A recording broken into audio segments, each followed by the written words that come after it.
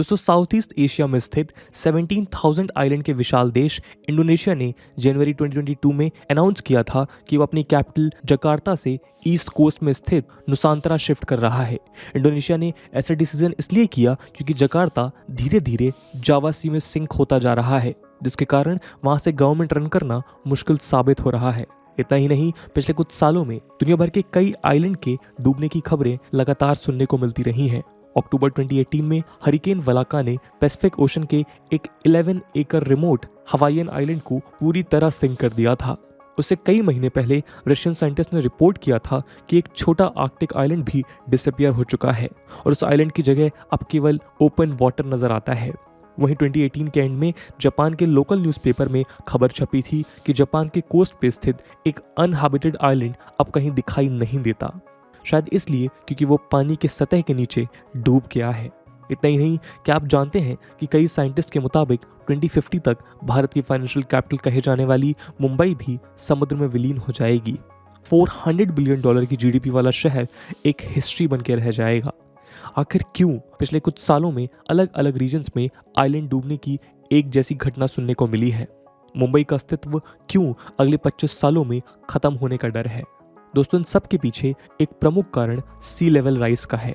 शायद अभी तक मामूली और छोटे छोटे आइलैंड के डूबने से आम इंसान को फर्क ना पड़ रहा हो, लेकिन ऑलमोस्ट सारे साइंटिस्ट ये मानते हैं कि आने वाले सालों में बड़े आइलैंड और पॉपुलेटेड कोस्टल सिटीज भी ऐसे इवेंट्स के शिकार होंगे।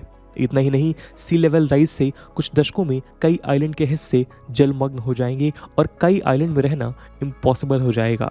पर सवाल यह है कि आखिरकार ये सी लेवल राइज क्यों होता है और वो कौन से आइलैंड और सिटीज हैं जो आने वाले समय में सी लेवल राइज के कारण सिंक हो जाएंगे? क्या ये प्रकृति का कोई खेल है या इन सब के लिए मनुष्य ही जिम्मेदार है? आज की इस वीडियो में हम इन सवालों के जवाब को समझने का प्रयास करेंगे। साथ ही इन इवेंट्स को हैंडल करने के लिए गवर्नमेंट्स क्या कर रही है, इस पर भी हम एक नज़र डालेंगे। हम ये भी देखेंगे कि हमारा देश कितने डेंजर में है और इससे बचने के लिए भारत सरकार ने किस तरह के कदम उठाए हैं। तो चलिए शुरू करते हैं आज का डिस्कशन। नमस्कार दोस्तों, मेरा नाम है आदर्श और स्वागत है आपका स्टडी आईक्यू में। आगे बढ़ने से पहले मैं आपको बता दूं कि अब स्टडी आईक्यू के किसी भी शानदार कोर्स को परचेज करने से पहले, चाहे वो यूपीएससी एग्जाम हो, स्टेट पीएससी हो, जुडिशरी एग्जाम्स हो या फिर हो बैंक पीओ का एग्जाम, आप यूज कर सकते हैं कूपन कोड आदर्श 33, जिससे आपको मिलेगा फ्लैट 33% डिस्काउंट स्टडी आईक्यू के सभी कोर्सेज पे। बाकी के अपडेट्स के लिए आप मुझे मेरे सोशल मीडिया हैंडल्स पे भी फॉलो कर सकते हैं।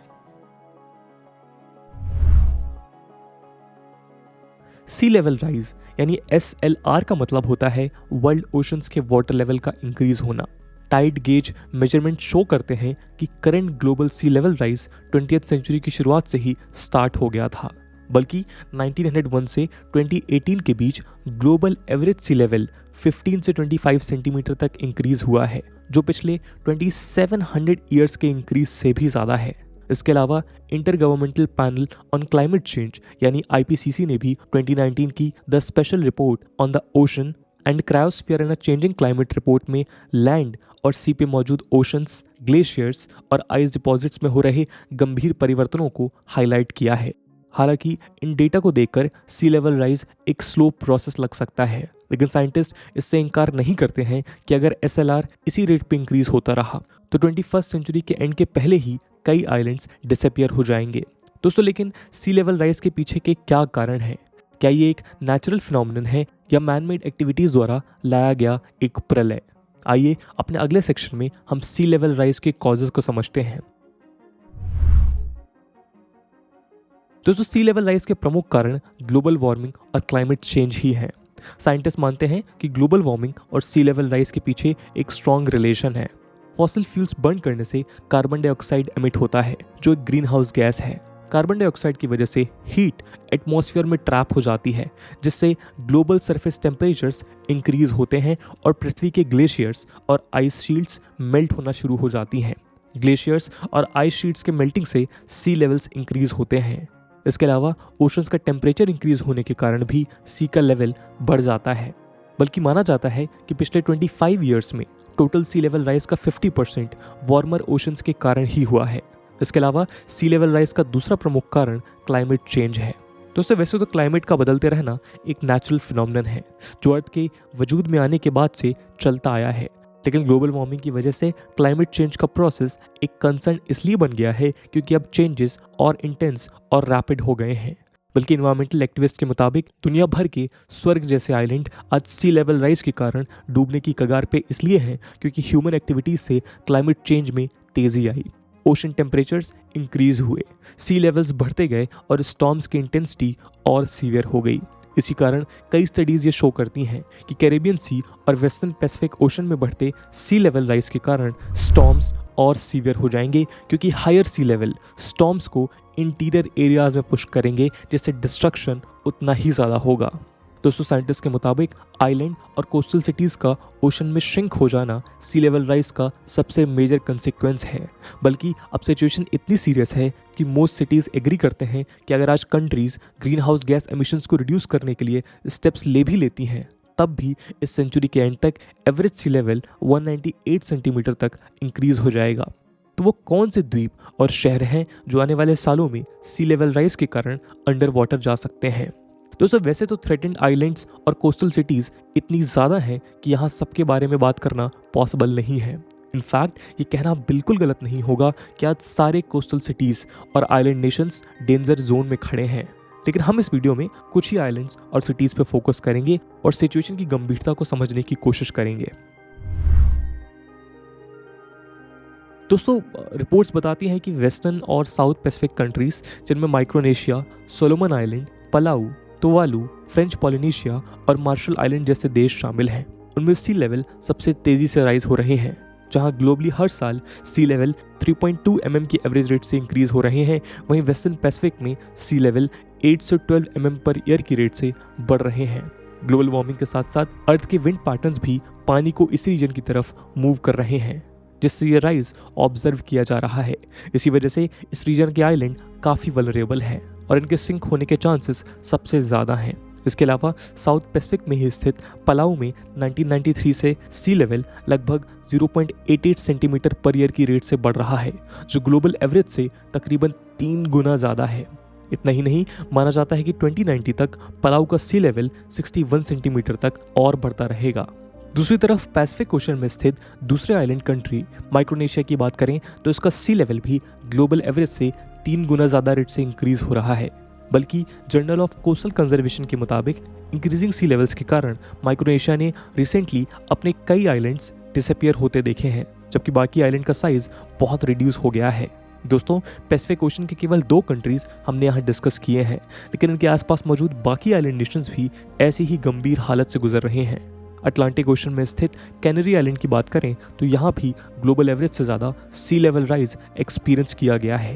वहीं proceedings of the national academy of sciences की स्टडी के अनुसार अफ्रीका के ईस्ट कोस्ट में स्थित सेशल्स ने भी पिछले 6000 सालों के मुकाबले इन सालों में अनयूजुअल सी लेवल राइज एक्सपीरियंस किया है। बल्कि सेशल्स से रिलेटेड थ्योरीज ये भी कहती हैं कि 1 मीटर यानी 100 सेंटीमीटर का सी लेवल राइज देश का 70% लैंड डुबो सकती है। अगर हमें इंडियन ओशन की तरफ आएँ तो मालदीव्स के सिंक होने की भी आशंका जताई जा रही है। सी लेवल राइज के करंट प्रोजेक्शंस को देखते हुए वर्ल्ड बैंक ने अनुमान लगाया है कि पूरा मालदीव्स ईयर 2100 तक अंडर वाटर जा सकता है। दोस्तों परेशानी केवल आइलैंड कंट्रीज तक ही सीमित नहीं है, डर है कि दुनिया के लगभग तमाम कोस्टल सिटीज भी सिंक हो सकते हैं। साइंटिस्ट का मानना है कि जो इन आइलैंड के साथ हो रहा है वही स्थिति न्यू ऑरलियंस और लॉस एंजलिस जैसी सारी कोस्टल सिटीज की होंगी। कुछ सिटीज के एग्जाम्पल से हम समझने की कोशिश करते हैं कि क्यों आइलैंड नेशंस के साथ साथ कोस्टल सिटीज को भी डूबने से बचाना जरूरी है। रिकॉर्ड शो करते हैं कि 1980 से अब तक यूएसए में स्थित कोस्टल नॉर्थ कैलिफोर्निया का सी लेवल लगभग 7.6 सेंटीमीटर इंक्रीज हुआ है। इतना ही नहीं, US global change research programme के मुताबिक सी लेवल राइज के कारण हर साल लगभग $500 बिलियन तक की कोस्टल प्रॉपर्टीज डैमेज होती हैं। वहीं दूसरी ओर स्टडीज शो करते हैं कि 2100 में यूएस की सिटी न्यू ऑरलियंस जो मिसिसिपी रिवर पर लोकेटेड है, उस एरिया में सी लेवल 30 से 140 सेंटीमीटर तक इंक्रीज हो जाएगा। इसके अलावा 1996 और 2011 के बीच अमेरिका के अटलांटिक कोस्ट पे भी 20 स्क्वायर किलोमीटर ड्राई और वेटलैंड ओपन वाटर में कन्वर्ट हुए थे। इतना ही नहीं, रिपोर्ट्स ये भी बताते हैं कि बहुत जल्द 100 छोटे आइलैंड से बना वेनिस देश भी धीरे धीरे डूब जाएगा। बल्कि हर साल वेनिस के आसपास का सी लेवल लगभग 2 mm की रेट से बढ़ रहा है। दोस्तों वियतनाम की हो ची मिन सिटी भी सी लेवल राइज से प्रभावित हो सकती है। साइंटिस्ट का मानना है कि सी लेवल बढ़ने से हो ची मिन सिटी हर साल 1 से 2 सेंटीमीटर की रेट से सिंक हो रही है। बल्कि आईपीसीसी के अनुसार वियतनाम की कैपिटल हनोई 2050 तक सबमर्ज्ड हो जाएगी। इनफैक्ट कई रिपोर्ट्स मानते हैं कि इराक की सिटी बसरा भी सिंकिंग का शिकार हो सकती है। बसरा शत अल अरब रिवर पे स्थित है जो पर्शियन गल्फ में जाके मिलती है। कैनाल्स और स्ट्रीम्स के नेटवर्क और आसपास मार्शलैंड यानी दलदली भूमि होने के कारण सी लेवल राइज से बसरा और उसके नियर बाई एरियाज आज असुरक्षित हैं। स्टडीज़ का मानना है कि 21st सेंचुरी के एंड तक अगर सी लेवल 30 सेंटीमीटर तक राइज होता है तो बसरा और उसके आसपास की ज़मीनें सबमर्ज हो जाएंगी। तो सब सवाल उठता है कि उन चुनौतियों को हैंडल करने के लिए गवर्नमेंट्स क्या स्टेप उठा रही हैं। आइए देखते हैं अगले सेक्शन में। कई कोस्टल सिटीज़ और आइलैंड्स सिंक होने के इतने करीब हैं कि उनके पास रीलोकेशन के अलावा और कोई ऑप्शन नहीं है। उदाहरण के लिए किरिबाती आइलैंड ने बिगड़ते हालात को देखते हुए फिजी शिफ्ट होने का फैसला किया है। इसके अलावा 2014 में इंडोनेशिया की सरकार ने जायंट सी वॉल नाम का एक कोस्टल डेवलपमेंट प्रोजेक्ट लॉन्च किया था, जिसके तहत फ्लड से बचने के लिए सिटी के अराउंड्स वॉल बिल्ड किए गए थे। कई रिसर्चर्स ने northern European enclosure dam NEED propose किया है। ये डैम नॉर्थ सी के अराउंड बिल्ड किया जाएगा, जिससे 15 नदर्न यूरोपियन कंट्रीज को राइजिंग सी से बचाया जा सकता है। दोस्तों नॉर्थ सी अटलांटिक ओशन का एक समुद्र है जो Great Britain, Norway, Jutland, Germany, Netherlands, Belgium और फ्रांस से सराउंडेड है। रिसर्चर्स ये भी मानते हैं कि ऐसे ही mega dams Persian Gulf, Mediterranean Sea, Baltic Sea, Irish Sea और रेड सी के लिए भी कंस्ट्रक्ट किए जा सकते हैं। डच सिटी रॉटरडैम ने सी लेवल राइज से बचने के लिए बैरियर्स, ड्रेनेज और innovative architectural feature water square तैयार किए हैं। Water square excess water store करते हैं और टेम्परेरी पॉन्ड्स की तरह फंक्शन करते हैं। न्यू ऑर्लियंस ने भी लेवीज का सिस्टम बिल्ड किया है जो उसे लेक मोरे पास और लेक सैल्वाडोर के राइजिंग वाटर लेवल से बचाते हैं। दोस्तों गौर करने वाली बात है कि इंडिया भी 3 डायरेक्शंस में ओशन और सीज से घिरा हुआ है। तो क्या इंडिया के कोस्टल एरियाज भी आने वाले सालों में सिंक हो जाएंगे? हमारी सरकार ने इस परेशानी से निकलने के लिए क्या स्टेप्स उठाए हैं, चलिए देखते हैं। दोस्तों वैसे तो हमारी सभी कोस्टल सिटीज सी लेवल राइज से डूब सकती हैं, लेकिन कोलकाता और मुंबई ज़्यादा वल्नरेबल बताए जाते हैं। क्लाइमेट सेंट्रल की रिपोर्ट ने बताया है कि 2030 से पहले ही कोलकाता के काफ़ी हिस्से इमेंस फ्लडिंग फेस कर सकते हैं और साथ ही उनके सबमर्ज होने के भी चांसेस हैं। वहीं मुंबई में 2006 और 2018 के बीच सी लेवल 3.7 mm तक राइज हुआ था, जो 1971 के बाद सबसे हाईएस्ट रेट है। साइंटिस्ट का मानना है कि 7 द्वीपों से बना मुंबई 2050 से पहले ही पानी में सबमर्ज हो सकता है।